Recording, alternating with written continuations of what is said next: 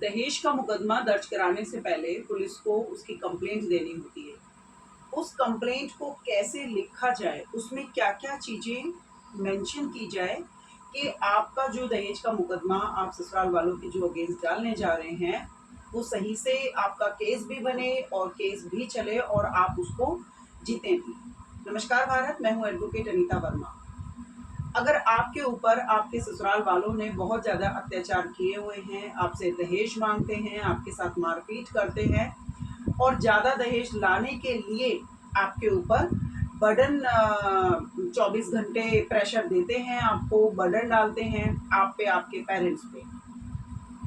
तो ऐसी सिचुएशन में आप लोग एक पुलिस कंप्लेंट करने के साथ-साथ कुछ चीज़ों का ध्यान रखेंगे, जो आप अपनी कंप्लेंट में लिखेंगे।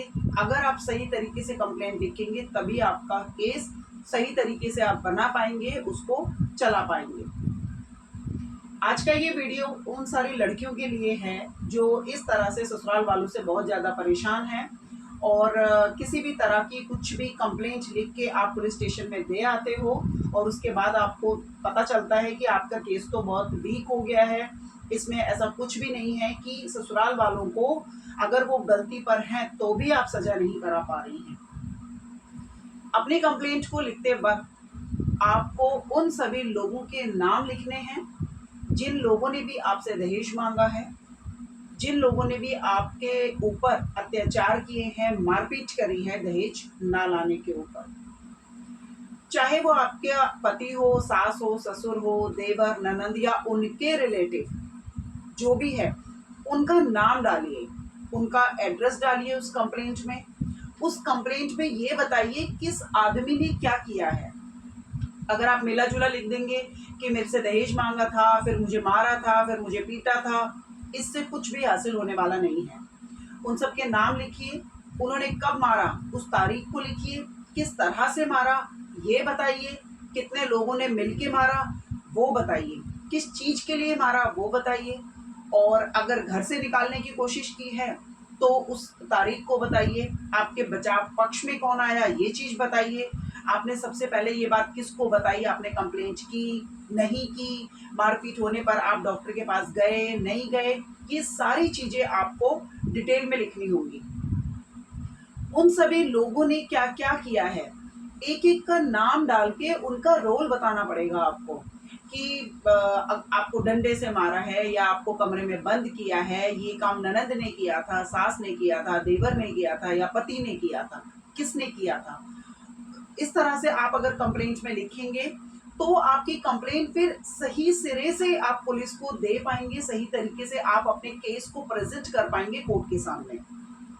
इसके अलावा आप इसमें अगर आपके पास कोई प्रूफ है, मान लीजिए आपके साथ मारपीट करी, पड़ोसी आ गए, आप पड़ोसी के बारे में पुलिस को बताइए, उन्होंने आपको बचाया या फिर आप डॉक्टर के पास गए, कोई चोट लगी, वो आप बताइए। आपने 100 नंबर कॉल किया, कभी अपनी कंप्लेंट देने से पहले कभी ऐसा हुआ हो कि आपने पहले भी कभी 100 नंबर कॉल किया हो या अपने बचाव पक्ष में आपने जो भी स्टेप्स उठाए हों या आपके माँ-बाप ने उठाए हों, वो भी उस कंप्लेंट में आप लिखिए। इसके अलावा सबसे इम्पोर्टेंट है कि वो आपसे किस चीज़ की माँग कर रहे थे। हम लोग अपनी कंप्लेंट में इस तरह से लिख देते हैं कि उन्होंने दहेज माँगा, तो ऐसे काम नहीं चलेगा। उसमें कंप्लेंट में आपको क्लियर लिखना पड़ेगा कि क्या आर्टिकल माँगा उन्होंने। वो ज्वेलरी माँग रहे थे, कैश माँग रहे थे, ज़मीन जायदाद माँग रहे थे, फ्लैट माँग रहे थे, क्या माँग रहे थे, इसको आप स्पेसिफिकली लिखिए, बड़ा क्लियर बताइए अपनी कंप्लेंट में कि मेरे से ये चीज़ माँगी। अब वो चीज़ जो उनकी डिमांड थी, जो वो लाने के लिए बोल रहे थे, आपने पूरी की, आपके पेरेंट्स ने पूरी की या नहीं की, अगर आपने मना कर दिया तो आपके साथ क्या हुआ, वो सारी चीज़ आप लिखेंगे।